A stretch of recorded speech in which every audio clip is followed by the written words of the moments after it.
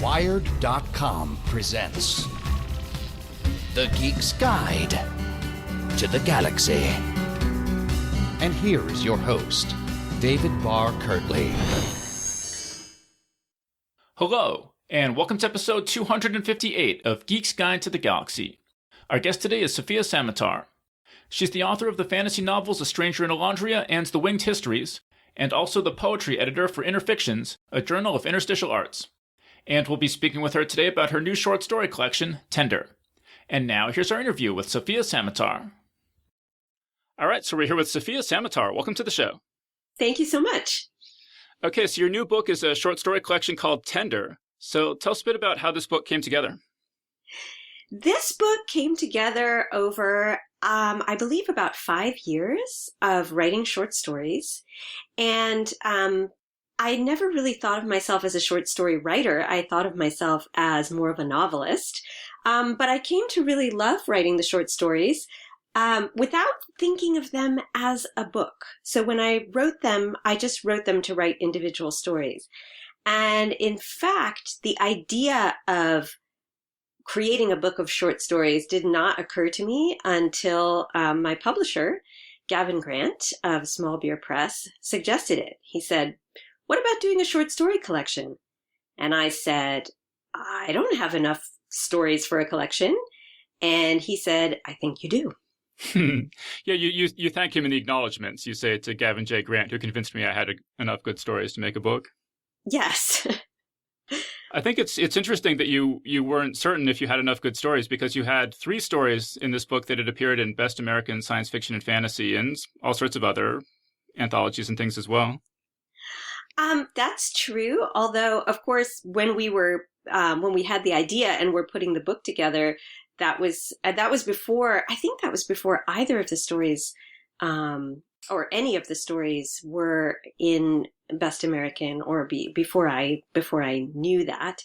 But I think it's less to do with the stories than sort of my own feeling that. That, as I said, I'm sort of I see myself still as a natural novelist. And so it took me a bit of time to realize that, hey, yeah, I do have enough short stories that I'm proud of to make a book. So when did you actually start writing the short stories? Because you started publishing them around 2012 or so, right? But when did you actually start writing your first short stories? They were published very shortly after I wrote them. So I started writing short stories when I was in graduate school. And I think it was around 2010 or 2011 that I started writing short stories.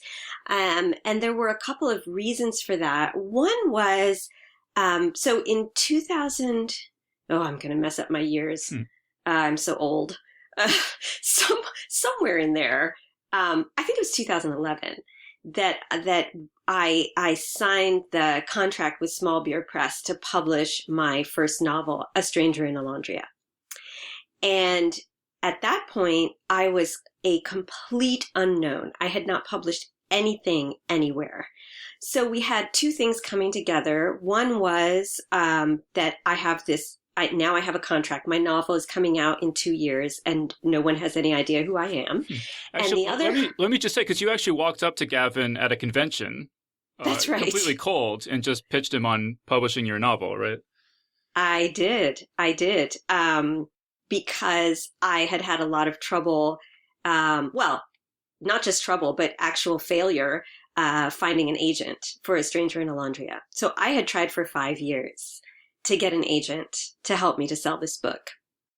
And I got lots of very nice letters, and they said things like, "I love it, I love the setting, I love the language," and so on, but I can't sell it. So once I felt that, I mean, it was over 100 agents, I'm sure, that I queried, and it just felt like I've run out and there's nowhere to go from here. So that's when I did, I was at WisCon in Madison, Wisconsin, wonderful convention. And I went up to the table and said to Gavin, first I bought a couple of books. Yeah, it's always good strategy. That's very important. Always buy some books. And then I said, I've written this novel. And he was like, not, at least he didn't, if he was enthusiastic, he hit it well. Let me put it that way. He wasn't, kind of, oh, great. But he said, go ahead and send me 3 chapters. So I did. And that's how that got started. So then I found myself contract in hand, but no readers. I didn't blog. I didn't have any kind of presence anywhere. So that was one thing that made me think, maybe it would be a good idea to try to write some short fiction and have it published so that at least my name will kind of ring a bell for some people when this novel comes out. And the other part was that I was in graduate school and I had to write academic papers and I had to write a dissertation, which is basically a book. It's this big 200-page thing. And so it was too hard to concentrate on writing a novel at that point. And so short fiction was a really great way for me to continue writing fiction while I was in school. And so it sounds like you started selling those stories pretty quickly. I did, although there were definitely some that did not sell for good reasons. And I remain grateful to the editors who rejected them, because otherwise I'd be really embarrassed. But yeah, I would say through trial and error, and also working with a writing partner for the first time, someone that I had met at WisCon. Her name's Catherine Kohler. She's a great science fiction and fantasy writer.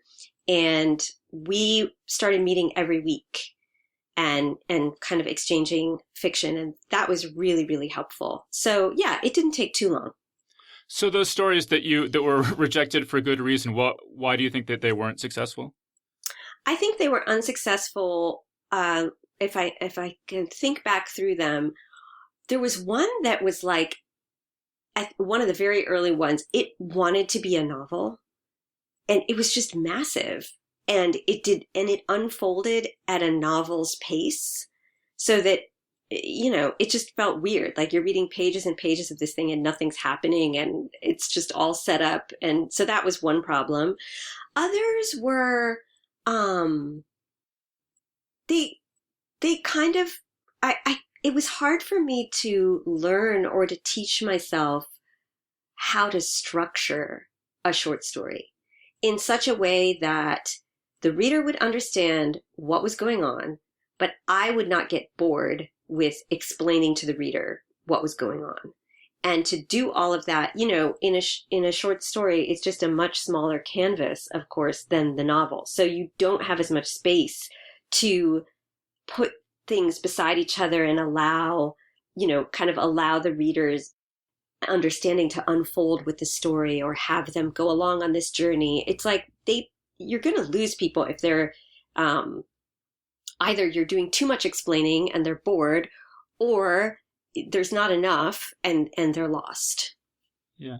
I mean, in the acknowledgments here, you mentioned Karen Joy Fowler, Nella Hopkinson, and Kelly Link as influences. Were you kind of reading short stories by them and kind of seeing how they did it? I was, absolutely. And in particular, so one of my first short stories to be published was Selkie Stories Are for Losers. And for that story, and I would say that story was a real turning point for me. It was where I felt like, yeah, I get it. I understand short fiction. I understand how this works, and I understand how to structure a story. And that happened through really intensive reading of Karen Joy Fowler's short story, King Rat, which is a wonderful story that manages to bring together the story of a character, a young girl, and something that happens to a young man that she knows, and also a sort of mythology and this idea of King Rat. It's a beautiful story. And those were some of the elements that I was working with in Selkie Stories Are for Losers. And I remember making diagrams of Karen's story, sort of, working it out on paper and making maps of when is she introducing these different threads and how is she then tying it together at the end. And I used that as a teaching tool to teach myself how to structure that story. I mean, the Selkie Stories for Losers is definitely a story that, I mean, I heard about it, got a lot of buzz. A lot of people were talking about it. One review I saw sort of was suggesting that this was a response to like a whole kind of like blossoming of Selkie stories in particular, and that you were kind of playing off that. Is that how you see that? Huh, that's interesting. Not really. I would love to know what these other Selkie stories are. I'm thinking of Margot Lanigan, The Brides of Roll Rock Island. Is that what it's called? I think that's a Selkie novel, and I think it came out around the same time. But yeah, I'm not aware of this sort of Selkie punk movement. But was this? I mean, because the story the title sort of suggests that the story is self-aware in a way. Do you see it as kind of a genre-aware sort of story? Yeah, definitely. And that's something that I am really interested in exploring is, and I think a lot of people who write, maybe especially fantasy, are interested in sort of these stories that are very old, folklore and mythology. And so we're interested both in the stories themselves as stories, and then also in the very extended life of these stories over time, and how they are, how they continue to kind of transform and retain this ability to speak to our lives. And it sort of strikes me that as fantasy becomes more popular and more people are writing short stories and things, that we're kind of getting into these creatures that would have been more obscure, I think, in earlier generations. And, it's kind of like, well, we've done dragons and we've done elves and we've done, werewolves and things. Let's get into some of these, like maybe less explored kinds of creatures. Yeah, I think so. Although I will always, again, part of the character of these types of stories is that their life is very long and it's very hard to exhaust them. So anytime I hear somebody saying, maybe there's been too much of something, like, oh, vampires are over, I'm like, well, maybe for now, but they are going to come back out of the grave at some point. Okay, so speaking of weird creatures, I was really struck by the story Walk Dog in this book. Could you talk a little bit about how the idea for the Walk Dog came about? Yeah, that's actually quite an, there's a lot of autobiography in that story, although there's a painful event in that story that I'm happy to say is not in my experience and that I did not witness. It is imagined, although it is the kind of experience, it's about a high school and it's about bullying. So it is something that happens all too often, although that part was not in my personal experience. But the story is set in South Orange, New Jersey, which is where I'm from. And the names of the characters are, names that recall people that I know or people that I went to school with. And I decided to create a mythological creature for South Orange, and that is Walk Dog. Right, and so this is kind of a some sort of dog-like creature that kind of shows up at your door at night and compels you to go on a walk with it, and you're never seen again or not seen again for a long time at any rate. Mm-hmm. Yeah, exactly. It calls you, and you leave the house and you just start walking, and it's unknown. After that, your fate is unknown. You've just walked away with it. And I think that sort of comes out of, my neighborhood in South Orange is, there's nothing wrong with it, but it is, there's a certain amount of crime that happens, certainly much more than where I live now, which is in Harrisonburg, Virginia. And so growing up, one of the things you did not do was walk around at night. That was something we didn't do. At night, you would stay in the house. If you were going to go somewhere, you'd go by car. So there was a feeling that I grew up with as a kid of, a sense of danger that was associated with my own yard when it was dark and my own streets when they were dark. There was a story I think you told about your brother getting shot at or something like that. Yes, he was shot, actually. He survived. But yeah, he was shot in the leg on a bus at about 7:30 in the morning. He was taking the bus from South Orange into Newark to go to Rutgers University, the Newark campus, which is where my dad was a professor for over 30 years. And my brother was going to school there at the time. And, yeah, there was an altercation with, there was a young man on the bus who was playing music really loud, and people on the bus asked him to turn it down. They're going to work, it's like 7 a.m. and they didn't want all this noise. And he opened fire on the bus. So it pulled over and everybody ran. And my brother, also got up and ran out of the bus, and they were on a street. It wasn't a residential area. It was kind of a business area. So everything was closed, but there was a restaurant. There was a Chinese restaurant where the prep cooks were there, and they kind of opened up the big gate and let the people from the bus flee and run and take shelter in there. So my brother ran in there with everybody else. And on the bus, he'd been sitting on his jacket, and he grabbed his jacket and got up and ran off the bus. And then when he was standing, kind of catching his breath inside the kitchen of this restaurant, he looked down and saw that there was blood on his jacket. And he was like, "What?" And then he looked down and there was a hole in his leg.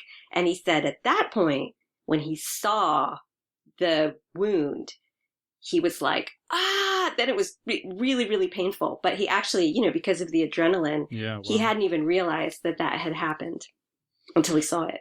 Wow, that's because I heard you say that you were teaching in Sudan at the time, which was at war, and that maybe it was safer than New Jersey. Well, my dad was really concerned, actually, that I was working in South Sudan and I was working in this war zone. And I was like, Del, that's my brother. I was like, Del's the one who got shot, and he lives with you, Dad. Like, you live in the same house. So, I'm not sure that, it's one of those things where it's like, we can sort of trick ourselves into a sense of invulnerability or complete safety by living in certain places. But honestly, there's no place that's completely safe. Right. So Walk Dog does a really good job of capturing that sense of just uneasy menace, I guess, that you experienced growing up. And you said that it's kind of an autobiographical story. Is that because I know you mentioned you were a teacher too. Do you identify with the teacher character in that story? I do, very much so. The story is in the form of a school paper that is written by a girl who's a high school student. And she's writing to her teacher really in the footnotes and kind of in the corners of this essay. And she's saying, you're the grown-up. Why don't you help us? Like, high school is terrible and hard, and really awful things are happening. And you're just up there kind of teaching class like everything's normal. And that's a feeling that I often have as a teacher. There's it's hard to balance, what's the material that I need to cover and the stuff that I need to get through in order to do my job correctly. And then when is it time to just really drop that material and say, there's something going on that my students want to talk about. Or sometimes, there are things that are happening in life that are so much more important than me, getting them to do this material or to do this curriculum. Well, right. In the story, it starts out in kind of an objective, more academic tone, and then gets really, really personal as it goes. And I'm guessing that's an experience you must have had as a teacher, that something kind of starts out on the surface and then goes to places you weren't expecting from student papers. Yeah, it's something I actually really like when it happens. I think there are times when, to me, it's a sign that a student has been able to really possess the assignment and take it in the direction that they need it to go. I always find that really exciting. Although it was funny, when the story was first published, the proofreader actually was a teacher and went through and corrected the character's spelling. No. Because there are lots of spelling mistakes, there. I had that same reaction when I started. I'm like, oh, I saw a typo, and then I realized, oh wait, no, it's supposed to be like that. Yeah. Yeah, so that was kind of funny. The story also had that experience of being corrected as a paper. Yeah. Okay, well, so you mentioned that you were teaching in Sudan, and you were also in Egypt, I think. And there's one of the stories that's called An Account of the Land of Witches, and there's a really memorable sequence in it where it's told from the point of view of a student who gets she's on a research trip and gets stuck and can't get back to the United States. Yeah. I was just curious if you've ever had that experience, or if you know people who have, or. Yeah, I haven't had that experience, but it was based on the experience of one of my colleagues when I was in graduate school studying Arabic literature. There were a whole bunch of us who were teaching assistants, and we would teach the first year Arabic class. There were a bunch of sections of that class, of course, because it's a pretty popular language right now. So there were, I think, 7 or 8 of us who were teaching, and I was the only American who was teaching one of these classes, and the others were from, Morocco, Algeria, Jordan. And there was a Jordanian student who got stuck, just like what happens in the story, An Account of the Land of Witches. He went home for break. He went home for the winter break, and then and all of his papers, as far as everybody understood, were perfectly in order, but he got stuck and he couldn't come back, and he was stuck for a couple of months, I believe. So, people were covering his class. I think it might have been somewhere around 6 weeks until he got everything sorted out and could come back. So yeah, the story does speak to that kind of, as students, we're all equals in our intellectual passion, and we're all equally invested in this endeavor of scholarship and learning and studying, but we enter it in very different ways, and you're unfortunately, people's intellectual passion does not always protect them, or it's not always it's not always understood.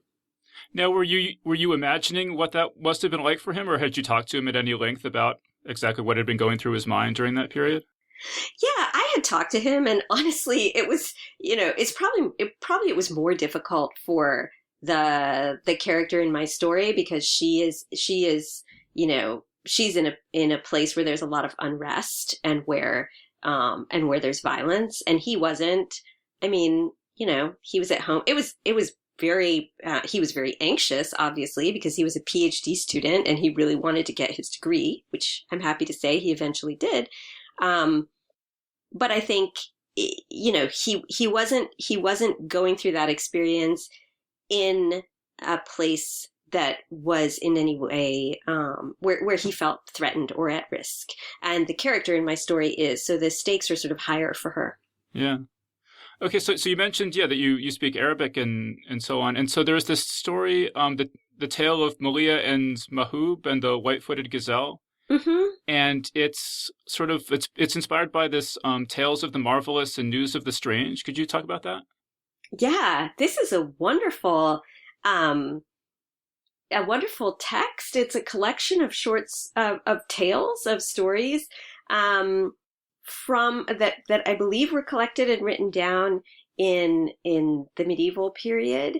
Very similar in lots of ways to the famous stories of the Arabian Nights or the 1001 Nights, but they simply weren't. I mean, they'd never been translated before until I think it was like just 2 years ago that the first English translation was produced. and they're wonderful, exciting stories that I hope they will become better known. Why do you think that they were not as like you raised this in this story? Why was the fate of this collection of stories so much different from the 1001 Nights? Yeah, my understanding is that fewer copies of this collection of stories have survived. I think there's like one in Istanbul or something, but I don't want to misspeak or be wrong about this. But my understanding is that there were just not as many versions in circulation that survived, and so it kind of sat there. And now, people have, or there's outside interest in the stories, and so they were published. I mean, from reading them, would you say that they would kind of fit into the 1001 Nights, or are they distinctly different in any way? Oh, I think they would very much fit in. Very much so. Yeah. Interesting. So, you also, in the story, there's this part that's kind of interesting where you say, this is the narrator speaking, but lately it seems to me that there is such a thing as a wonder curse, like the literary version of a resource curse. Could you just talk about that? Yeah. So this was I'm trying to address a couple of different things in that story. And, I would say this is actually a problem or an issue that has come to occupy my attention more and more. And it has to do with enjoyment and pleasure. So those of us in genre fiction, we know, and fantasy and science fiction specifically, we know that we are writing in a genre of pleasure and of wonder and excitement. And at the same time, at least for me, I feel the necessity to be true to the world, which is not always, which is not all about pleasure and enjoyment. And sometimes in our consumption of fantastical stories and our excitement and that very, very valuable wonder and pleasure, it's easy to lose sight of some of the realities of the world that we live in. And in particular, it's easy to lose sight of the connections between those realities and the very stories that we're reading. So in this piece, The Tale of Mahlia and Mawhub, I'm sort of trying to pay attention to both of those things at the same time. So I'm trying to say, here are these wonderful stories. They remind us a lot of, Aladdin and Alibaba and these great adventure stories. At the same time, these stories come out of particular places in the world. And there is a relationship between the way that we see these stories as exotic and so on, and the way that we can sometimes ignore, marginalize, or mistreat people from those countries. I don't know if that makes sense, but these are kind of the different pieces that I was trying to work with in the same story. I mean, you go on to say, it's as if having once tasted the magic of the East, visitors become determined to extract it at any cost. Could you say, I guess, maybe a little bit more, what is the cost? Like what is the downside for the region of having these stories, I guess? Yeah, I think for the downside, I mean, if anybody who really wants to know should read Edward Said's Orientalism, because that's the book and it's a classic now, and that's the book that really lays out the connection between Western views of the East as a place of magic and especially of these unchanging traditions, right? So there's a connection between that and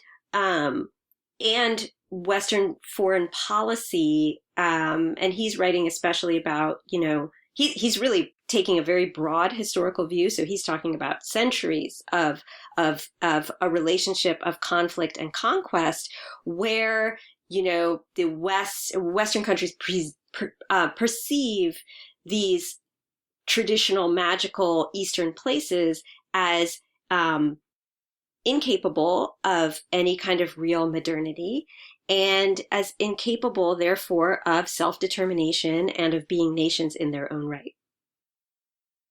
That's interesting. So do you think that there's anything that fantasy as a community can do to try to avoid falling into that that trap? I am not sure. I think it's very hard. I mean, what I did in this story was to sort of really interrupt and break apart the magical narrative and sort of expose its edges. Is that the solution? I honestly don't know, because I do think that it, probably dampens the pleasure a little bit. I think it's very hard to have both. So I don't, at this point, I would say I don't have a solution to this issue, but I do think that it's extremely important. And I do think that a kind of cavalier, I'm just going to, grab things from around the world and throw them and mix them up in my wonderful fantasy, and I'm going to have magic carpets, and I'm going to, if you do all of that without thinking about what is happening in those places now and the relationship between the place you are in and what is happening in those places now, if you're not doing that thinking, and if it's nowhere visible in the work that you're doing, then I do think it's kind of weak at best. Yeah, that's really interesting. There's another story that kind of is sort of in something of a similar vein called Meet Me in Iram, where I guess Iram is the city that's mentioned in the Quran, if I have that right. Mm-hmm. Could you say a little bit more about just Iram for people who aren't familiar with it and why you wanted to use it in your story? Yeah, well, it's a story with a lot of kind of legend attached to it. It's a lost city. It's known as the City of the Pillars, and it's there's not that much to kind of cling to about it that's very solid, but the word has come, Iram, the City of the Pillars, has come to be to stand in for the idea of this lost city, this lost place. And there are stories about, maybe you might be able to come across it, and then it would disappear again. There's a mirage-like quality to in the kind of the legends and stories that have grown up around that brief mention of this place. And so then how did you go from that sort of that legend to making a short story out of it?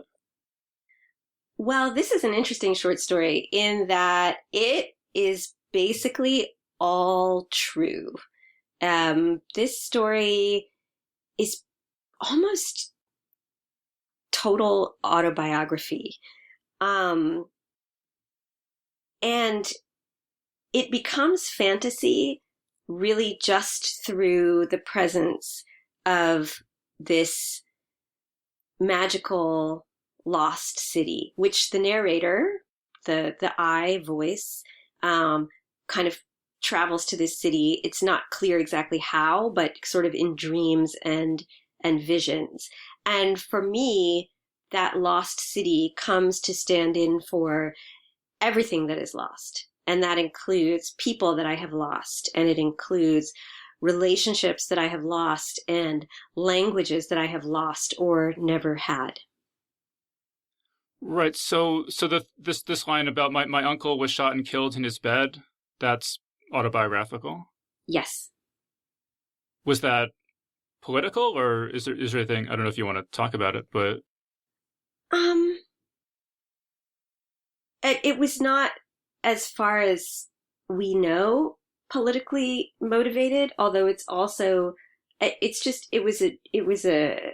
a lot of mystery around it. I mean, I myself don't understand exactly what happened, beyond the fact that we lost him. And yeah, I guess there are some things I think that we write about because we don't want to talk about them. That's where they appear. They appear in stories. Right. You say there's a part where you say, my father didn't go to the party. My father went somewhere else. I don't know where. Perhaps he was helping to draft the Somali constitution. Once someone asked if I thought he worked for the CIA, I said, I don't know.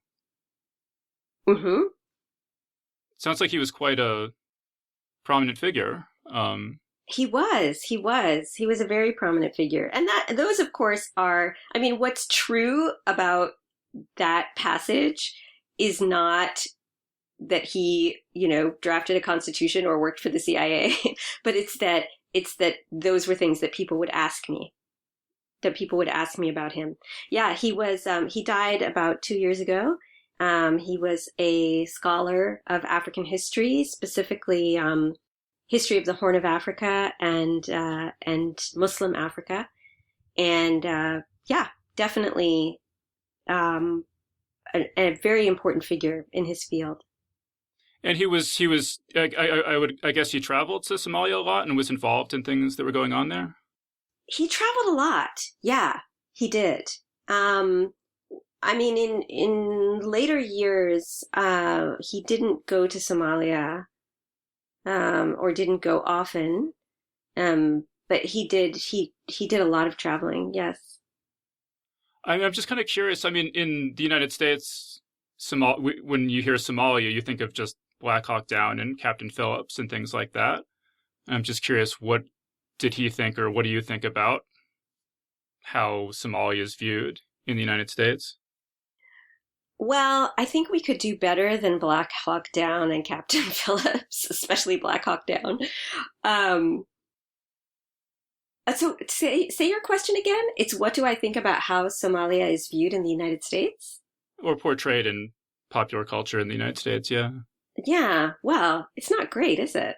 I mean, I think there are a lot of stories that either are, it's not, I don't even think it's that the stories are not being told, but it's that the stories are not being recognized, or people are, the stories that are becoming popular are, of course, the ones that are a big spectacle and very sensational and are going to work well on the big screen, right? But those are not by any means the only or even the most interesting stories. I would point to a book called Fairy Tales for Lost Children, which is a short story collection by Diriyeh Osman, who's a wonderful writer, British Somali writer. And there are others. I mean, if you just look for Somali writers and artists, you'll find them. And I think that's the best place to go.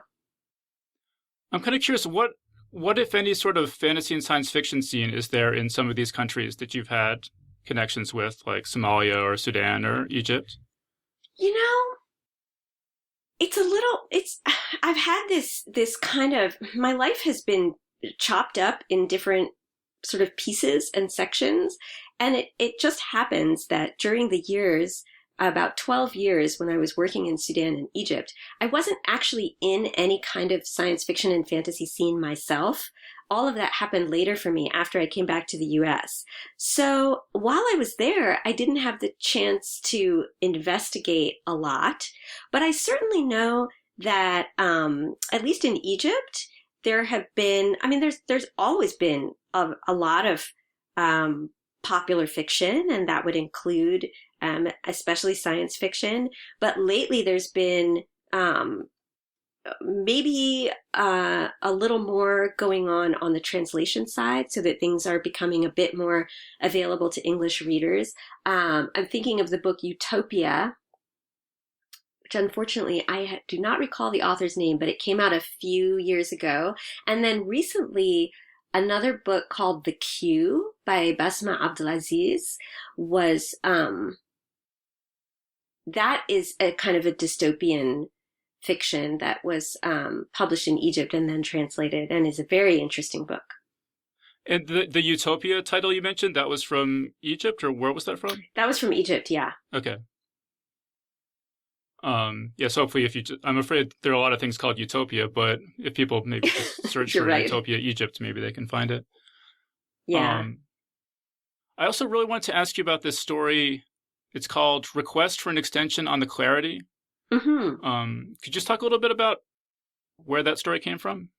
Yeah, that's my Afrofuturist story. That is the story. I feel it's really the only story I've written that is connecting with Afrofuturist ideas in a kind of very direct and clear way.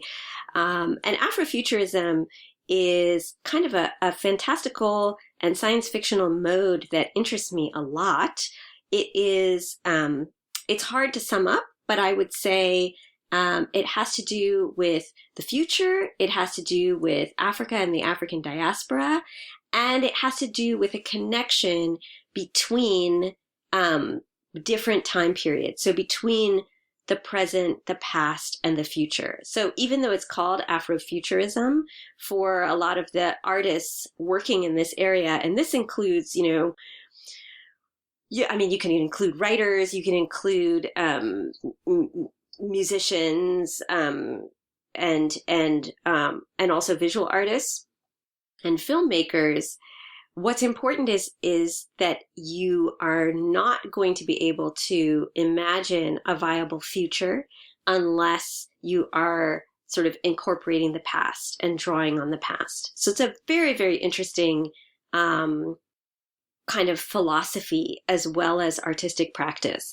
And what interested me when I was writing that story, Request for an Extension on the Clarity, was the idea of circles and of a kind of cyclical time.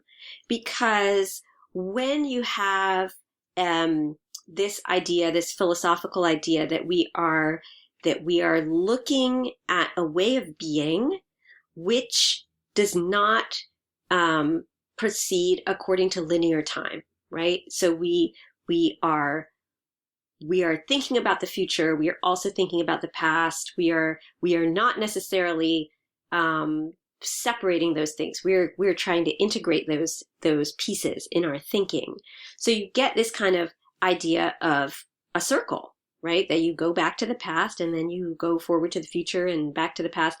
And that I found a really interesting concept to work with in fiction, because one of the things that we expect from fiction is that it has a beginning, a middle, and an end, and you're going to, go through it and you're going to get a story. So sort of the challenge that I had set myself with that story is that I've got a character who is on a kind of satellite orbiting the Earth, and she's like a janitor and maintenance worker, basically, and she's just going in circles.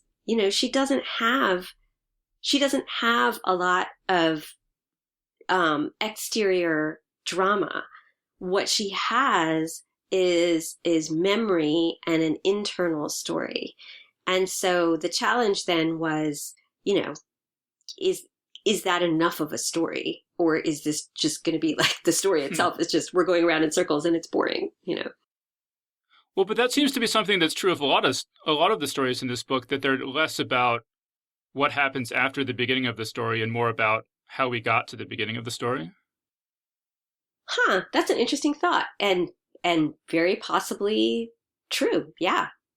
Yeah, I mean, I could give some examples, I guess, but I did want to ask you too about that story, because there's this really interesting, the protagonist, when she was younger, was really into these sort of, I don't know what you call them, fringe writings or something about exploring this African past of super advanced technology and things. Is that something that you've delved into yourself? Yeah, absolutely. That's another example, just like with Selkie stories are for losers, where you have the story I'm writing, and then you also have the mythology or the older story that informs my story. And it's kind of what I'm trying to do is take a look at the relationship between this character that I'm writing and these kind of formative or transformative stories. So yeah, I have this character who is a lot like me. Again, it's pretty the construction of the character there's some autobiography in there, and there are things in that story that happened to me too. For example, at one point, the character is remembering when she was in college, and she said something critical about the discipline of anthropology. She sort of makes some comment about, how anthropology or how anthropologists looked at African cultures, and how this was, not always a positive experience for all concerned. And her teacher kind of takes her to task for that. And that's something that is in my experience. So what do you do then as a student? You're trying to study an area because you don't know about it. So she is African American, but she's never been to Africa. She doesn't know anything about it, or she knows very little. She knows what she can find out from school. So she does research. And if you're interested in an area that has been, kind of, shoved to the corners in an academic context, or just studied badly, just plain old, like, studied poorly and written about sort of poorly, not always, but, in quite a few cases. Well, what do you do as a student? Well, you start reading anything you can find about that place. And maybe you start reading kind of weird stuff that you found on the internet. And that's what happens to that character. I mean, what do you make of that? You relate this thing about the doggone people in Sirius B? Yeah. What do you make of that story? Oh, well, that's a really interesting reality. I mean, Dogon astronomy is absolutely fascinating, and not, I mean, certainly, I haven't read all about it that there is to read. There's actually a massive amount of research that has been done on that kind of on their astronomy, and it's still, there are still some things that are very hard to explain. How did they know the things that they knew? Right, but because sort of the idea is that the doggone know that Sirius is a binary star, Mm-hmm. Which you can't know unless you have a telescope. Mm-hmm. And so did they have telescopes, or, how did they, I mean, if you get into really sort of fringe communities, they'll start saying, well, they were visited by aliens and the aliens told them about it. Yes. I mean, that's how I first came across this. Yeah. And that's the same for my character. And she's thinking about those aliens, or she's thinking about those figures of Dogon mythology as aliens from outer space. Right. I mean, I think just from a skeptical standpoint, it looks like one of the possible explanations is just that they could have picked this up from people who visited them who did have access to telescopes and things. Yeah,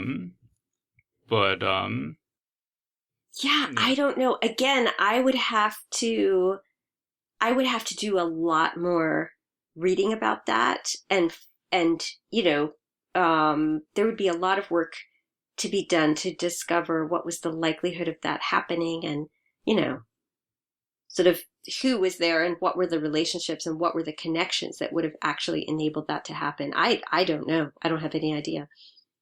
Right, but for purposes of your story, I guess it's more about the tension or the interplay between this imagined Africa and the experienced Africa. Is that fair to say?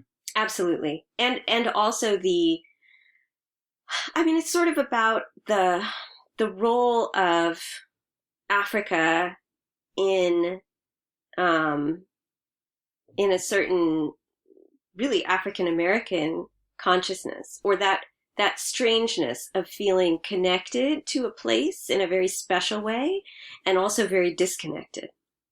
Yeah. All right, so we're running a little short on time, so I do definitely want to ask you about Phow, which is this long original piece in this book. It's inspired by a historical event. Could you talk about that? Well, yeah. I mean, Okay, so this is my Anabaptist in space story, and Anabaptist would be kind of a broad term for a bunch of different peace churches, including Amish and Mennonites. And I am Mennonite myself, but also, like many Mennonites, have Amish roots if you go back a couple of generations. So, so it's Anabaptist in space. And I wrote it while sort of in the middle of research and writing that I've been doing on another book. And that other book that I'm working on now is it's a historical more than a fantastical text, and it is based around a trek, a migration of Mennonites from southern Russia to Central Asia, to what's now Uzbekistan, in the 1880s. So that migration was very much in my mind as I was thinking about this migration of this collection of Anabaptist groups to another planet, which is what happens in Phow. However, I would say, I don't think I would say that for me, the story is based on that specific historical event, but it's more based on a long history in which these Anabaptist groups of various kinds have, because they don't go to war, have sort of moved from place to place, or been forced to move from place to place. So they would move in order to live kind of simply and in their own way, and preserving their own culture and language and education systems and so on. And then very often what would happen historically is that they would be facing conscription. So they would be looking at being conscripted into an army. And at that point, that's where they drew the line. And it was, nope, we're not going to do that. So we are leaving. We're going to migrate somewhere else. And what's happened in Phow is that they have run out of places on Earth where they can go. They have run out of places where they are going to be able to preserve the right not to participate in warfare. So their only choice is to try outer space. It looks like you spoke at some sort of Anabaptist conference or something, Crossing the Line. Women of Anabaptist Traditions Encounter Borders and Boundaries. Yeah, that's actually coming up in a couple of weeks. I am working on writing my talk for that conference right now. Okay, so it's in the future. Okay, it's in the future. Well, it's that's in very the future. Appropriate for a science fiction podcast that it's in the future. Yes. So is your talk related to the story at all? My talk is related. It's not related to Phow so much as it's related to the book that I'm working on now. In terms of these this group of Mennonites crossing borders, crossing from Russia into Central Asia.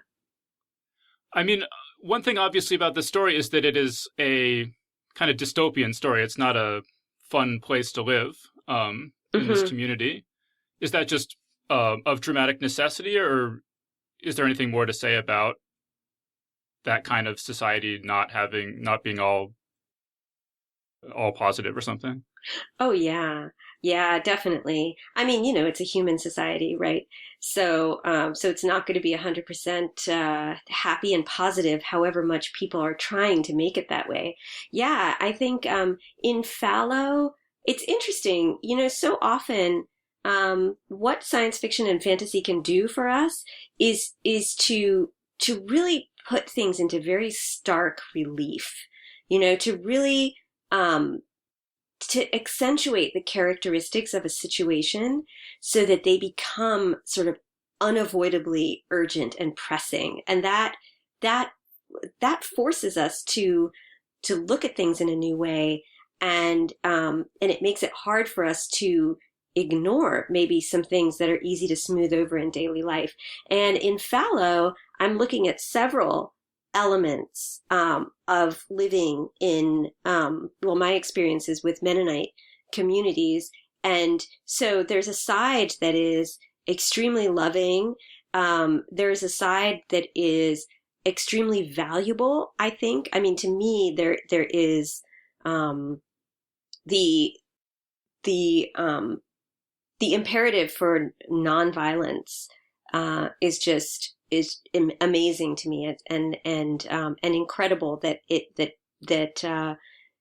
it's been preserved for so long. But then there are also problems that come with living in that in kind of a closed or an isolated community, or a community that perceives itself as isolated, and all of those things come into play in Fallow. So certainly there are wonderful things. There are admirable things about these people who have left planet Earth because they refuse to participate in war and have taken up residence on this very hostile planet where they have to live underground, and it's extremely difficult to live there. In the process, along with their positive qualities being exaggerated, some of their negative qualities of a sort of almost oppressive group identity and group practice, those things have been exaggerated as well. And, of course, the characters in the story find themselves in the middle of that. Right. I mean, the story sort of suggested to me that nonviolence is not actually tenable, that you can only choose between different forms of violence or different levels of violence. Yeah, well, I think that would be the grimmest assessment.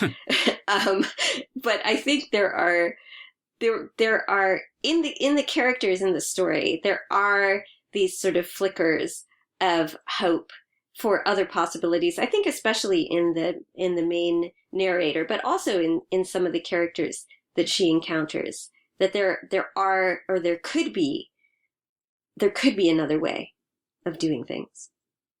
Yeah, but I mean, Phow, speaking of what we were saying earlier, I think Phow is another good example of a story that is more about what happened before the beginning of the story than what happens after the beginning of the story, if you see what I mean. Yeah, you're absolutely right. It's a character who's looking back on people that she's known. Yeah. Yeah.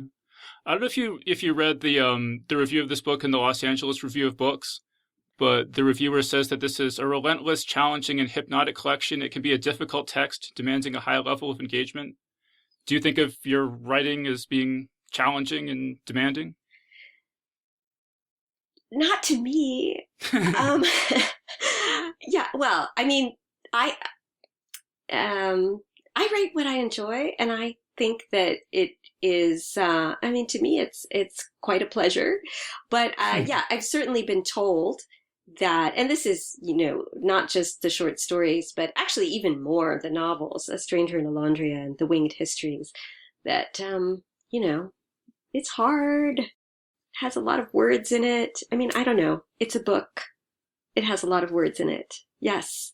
Guilty as charged. Because, I certainly, as I was reading the book, I started underlining all the, what'd you call it? The, sort of the backstory stuff, the world building stuff, because it would be kind of just sort of snuck into places. Mm-hmm. And so I want to make sure I'm getting all this because, I want to be able to piece all this together. Yeah. Was it fun? I hope so. Yeah. No, it was a lot of fun. I mean, it was kind of reminding me of, like Gene Wolfe's Book of the New Sun or Kazuo Ishiguro's Never Let Me Go, these stories where the character is telling you the story from their point of view, and the stuff that to them is obvious is stuff they don't talk about. And so you kind of need to like read between the lines and say, wait, what is actually going on here? That's right. Well, I really, I hate the feeling that a character is kind of talking to me to make me know something because the author wants me to know that thing about the world. I definitely prefer a sort of immersive experience in the fantasy and science fiction that I read, where, where characters do not feel the need to say things that are to them should be completely run of the mill and normal, and they wouldn't have any need to remark on those things. Yeah. There was also one of the one of the reviews from Chris Abani, he says, Sofia Samatar writes with a clear feminist slant. I was just curious if you see yourself as writing with a clear feminist slant. Yeah, I think it's pretty clear. I think so. Mm-hmm. I thought it was interesting that I think almost all these stories are written from the point of view of female protagonists. Yes. I don't know if that's something. Yeah. Is that something you think about, or is that just sort of how the stories come out, or? It's how the stories come out. It was interesting to me when I went back and started looking at the stories to include in the book, because as I said, I hadn't written them thinking that they would ever become a book. And so when I was going and sort of collecting and putting them together, it was interesting to realize, first of all, that I really love first person. So I was able to have 20 pieces that are all in first person. There's something about the immediacy of that voice and the feeling of a narrator telling you something, and that, there's an urgency to it. Like, this is my story and I need to tell this to you right now. So that was an interesting kind of connection between the stories. And because my stories, I think, do, and more, they always have from the beginning had kind of bits of autobiography in them. There's a lot of stuff in them that has actually happened to me. But in more recent times, they've become even more that way. And so that also makes it feel natural to me to have them, in the voices of female characters, because their aspects of my own experience are going in there. Yeah. Well, a lot of these stories have multiple first-person narrators, because they're stories within stories or things like that. Yes, which is something that I really love and has been a part of all my work.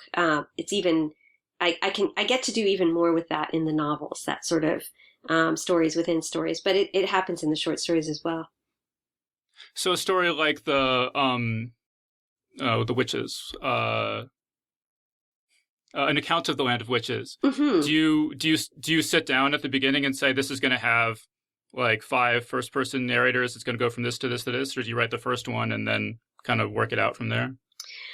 With that particular story, I mean, it depends. Different stories work differently, but I usually have a sense of who the different voices are. So with that story, I knew that I wanted the kind of back and forth and argument between the characters. So the first section I knew would be an account of the land of witches. And then we were going to have a character who completely disagreed and wrote a refutation of the account of the land of witches. And then another character who writes the refutation of the account of the land of witches. So I knew that much, but actually there's a 5th section of that story. The final section was not part of my original idea with the story. That was actually a suggestion from my wonderful editor, Kelly Link, who said that when the story was written with just the 4 sections, all the threads were tied up and it kind of ended very neatly and tightly, and it was really compact, which, I mean, those are actually all good things in terms of short fiction. But Kelly, who is actually the genius of short fiction, right? So if she says something, you should listen to it. She said, I want a sense that this is opening out again at the end. It's too neat. And so I said, okay. And so then I wrote this really weird ending, and she said, wow, that was unexpected. And she liked it a lot. Yeah, it's pretty amazing to have Kelly Link editing your book. It's very amazing. And she is excellent at it. Okay, there's just one other review I want to read, because, I mean, I think any author would kill to get this sort of review, but this person says, if a library came alive and spent 10,000 years walking up and down upon the earth, exploring and dreaming and falling in and out of love, it might write stories like these. Yeah, that's a nice one. It's like that says it all. If, people go read these stories, because, I mean, how can you not want to read these stories after hearing a blurb like that, man? All right, so just to wrap things up, you mentioned your upcoming projects a little bit, but is there anything else you want to say about upcoming projects? Yeah, actually, I will say one other thing, because I have a book coming out next year. It is coming out with Rose Metal Press, which is an independent press that does kind of hybrid text, and they do a lot of stuff with both art and writing. And that fits for my upcoming book, which is called Monster Portraits. It is a collaboration with my brother, Del Samatar, who is an artist, and he draws monsters, and he's incredibly gifted. And I always knew that at some point, if I could get my work out there and kind of, get to the point where it was not super hard for me to publish things, I knew that I wanted to do a book with Del, because his art is really, really magnificent. So what we did was that he did ink drawings of monsters, and then I responded to them with these kind of vignettes, short stories, prose poems. I mean, they're kind of they're short. That's what I could tell you. They're somewhere between prose poetry and flash fiction. And I responded to them, and through it, this kind of story of monsters develops, which is also, not surprisingly, quite autobiographical. So Monster Portraits, which is coming out in 2018, is actually the next thing that's coming up. That's great. No, it's always really nice to have an illustration or something like that to write off. It really is so much better than just starting with a blank page. Yeah, I've never done it before, but it was fantastic. Yeah. And then do you have any other stories coming up or articles or anything? I don't think so. I need a break. All right. Well, we hope you get a break and recharge those batteries. Thank you so much. I think we'll wrap things up so you can start getting rested up.